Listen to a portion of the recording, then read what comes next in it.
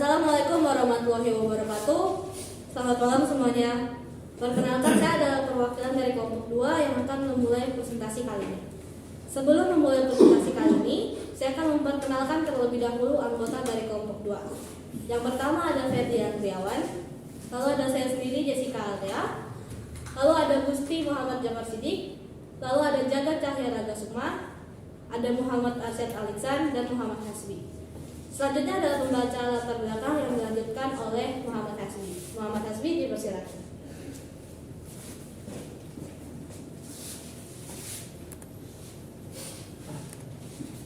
Untuk di latar belakang, teknologi dari dulu hingga sekarang sudah berkembang dengan sangat cepat.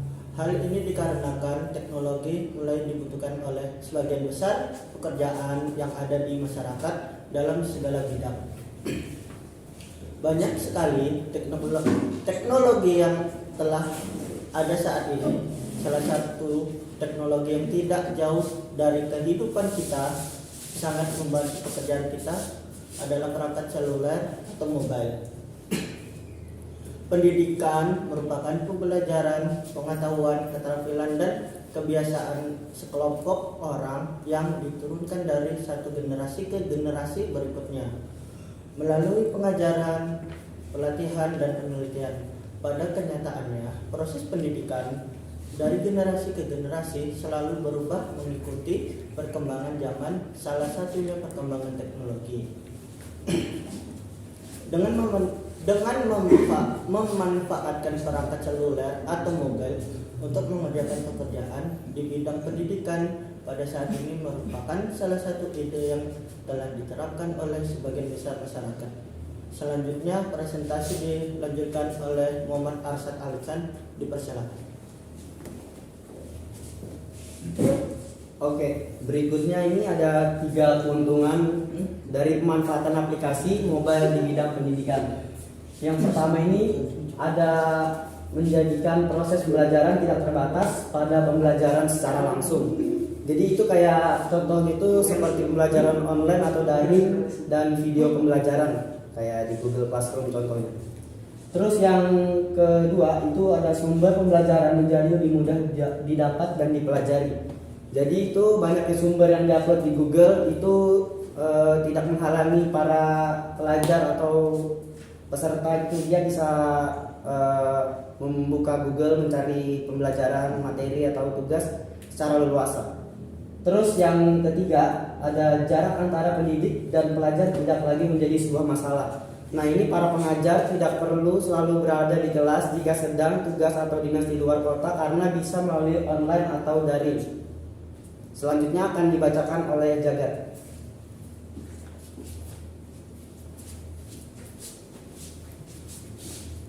Baiklah, di sini saya akan mereview hasil resum dari 3 jurnal. Yang pertama, jurnal pemanfaatan aplikasi WhatsApp lunak untuk media pembelajaran.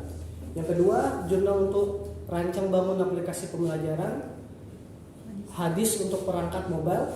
Yang ketiga, ada pemanfaatan QR code dalam proses absensi peserta siswa berbasis aplikasi mobile.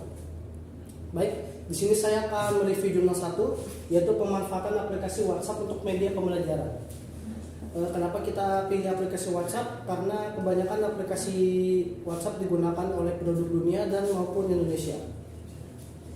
Yang pertama, message antar pengguna digunakan untuk berkomunikasi antar pengajar dan pelajar. Maksudnya di situ kita bisa mengirim pesan ke pengajar, ke guru kita untuk berkomunikasi. Yang kedua, manajemen grup digunakan sebagai tempat berkumpulnya beberapa pengguna untuk berdiskusi bersama. Maksudnya di mana kita bisa membuat contohnya seperti ke grup kelas yang bisa kita memberi info apakah hari ini masuk atau tidak, seperti itu. Ketiga, fasilitas media digunakan untuk berbagi media seperti foto, video, tautan, dan sebagainya. Contohnya aja seperti kita mengirim sebuah file foto atau video. Baiklah, saya teruskan ke jurnal 2.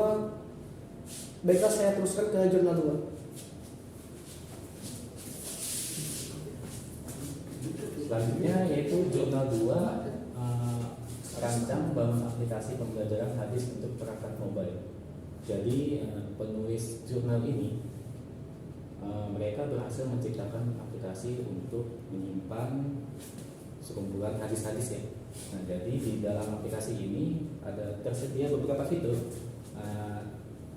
Yang pertama itu proses halaman awal ya. Jadi ketika aplikasi ini dibuka, muncul dulu halaman awal seperti login dulu. Kemudian setelah proses halaman awal ini selesai, masuk ke menu utamanya, halaman menu. Di halaman menu ini tersedia lagi beberapa fitur. Di antaranya itu ada pengertian hadis-hadisnya, penulisan hadisnya seperti apa, klasifikasi hadisnya, kualitas hadisnya, hadis pilihan, dan contoh soal berdasarkan hadis-hadis yang ada di sini. Nah, materi berikutnya akan dilanjutkan oleh Gus.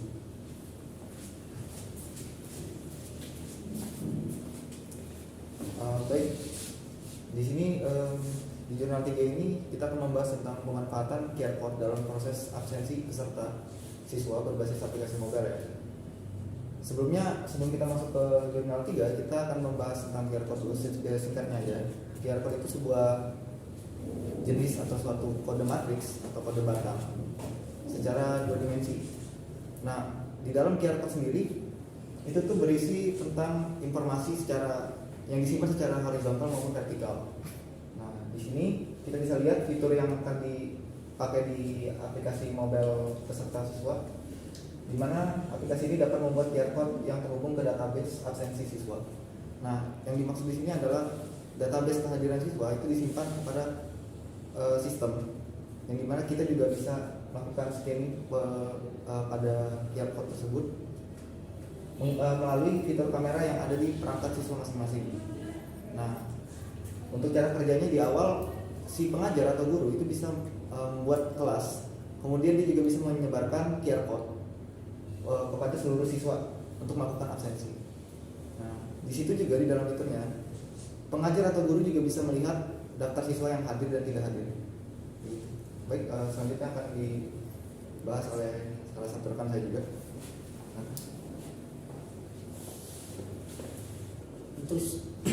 Untuk selanjutnya, hasil pembahasan dapat dikatakan bahwa perangkat mobile sangat diminati sebagai perangkat penunjang dalam mempermudah pekerjaan karena penggunanya yang lebih mudah dan fleksibel. Sebagai pengguna dibanding perangkat seperti komputer, meskipun beberapa aplikasi di atas dapat digunakan juga pada perangkat komputer atau multi device, aplikasi mobile yang digunakan dapat menggunakan aplikasi yang sudah tersedia atau dikembangkan sendiri oleh aplikasinya menggunakan beberapa bahasa pemrograman yang sudah tersedia. Untuk selanjutnya, Jessica.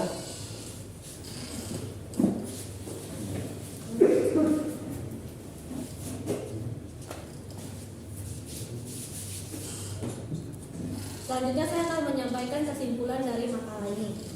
Pendidikan merupakan proses untuk pembelajaran untuk memperoleh pengetahuan dan juga keterampilan. Proses pembelajaran yang dilakukan ataupun kegiatan yang berhubungan dengan pembelajaran tersebut biasanya sudah menggunakan perangkat mobile yang memiliki aplikasi penunjang di dalamnya. Perangkat mobile yang dilengkapi dengan aplikasi penunjang di dalamnya saat ini ataupun dari waktu ke waktu cukup tinggi peminatnya. Salah satu alasannya adalah fleksibilitas, di mana para pengguna perangkat mobile yang dilengkapi dengan aplikasi penunjang tersebut bisa melakukan tugas pekerjaan rumah ataupun memenuhi kebutuhannya dimanapun dan kapanpun tanpa melihat waktu. Seperti contohnya adalah ketika kita ingin berbelanja online, kita perlu memiliki aplikasinya sendiri, yaitu kayak Tokopedia, Lazada, dan kawan-kawan lainnya. Ataupun ketika kita ingin melakukan pembelajaran secara online atau daring, kita perlu menginstal yang namanya Google Classroom, Google Meet, dan juga Zoom. Itu salah dua ya dari contoh yang selama ini ada di sekitar kita gitu. Selanjutnya saya akan membacakan saran dari kelompok kami untuk makalah ini. Kelompok kami berharap agar kedepannya proses pembelajaran yang sudah menggunakan perangkat mobile ini dapat membantu banyak siswa atau banyak peserta didik, seperti misalkan mahasiswa yang kuliah sambil bekerja. Kami berharap agar para mahasiswa ini bisa memahami materi perkuliahan, terus mengikuti perkuliahan dengan baik, dan juga bisa mengerjakan tugasnya tanpa hambatan, seperti hambatan pekerjaan atau hambatan di kuliah itu sendiri. Kedepannya kami juga berharap agar AI bisa diterapkan di dunia pendidikan. Jadi ketika terjadi kondisi yang bisa mengganggu proses pembelajaran kembali, seperti harus dijeda atau ada wabah atau dan lain-lainnya, para peserta didik tidak perlu khawatir akan datang ke sekolah atau tidak, karena AI tersebut akan siap memberikan informasi secara tepat, cepat, dan real time. Selanjutnya juga kami akan berharap apabila bisa ya AI itu bisa diterapkan untuk membantu para tenaga pengajar yang ada di Indonesia ini. Jadi ketika para tenaga pengajar itu ada di pelosok ataupun sekolah mereka ada di kota, mereka ada di luar kota juga gitu kan. Jadi seakan para pengajar itu tetap ada di kelas, para mahasiswa ataupun para peserta didik juga ada tetap di kelas seperti itu. Hanya proses pembelajarannya sama, namun hanya saja dilengkapi dengan teknologi.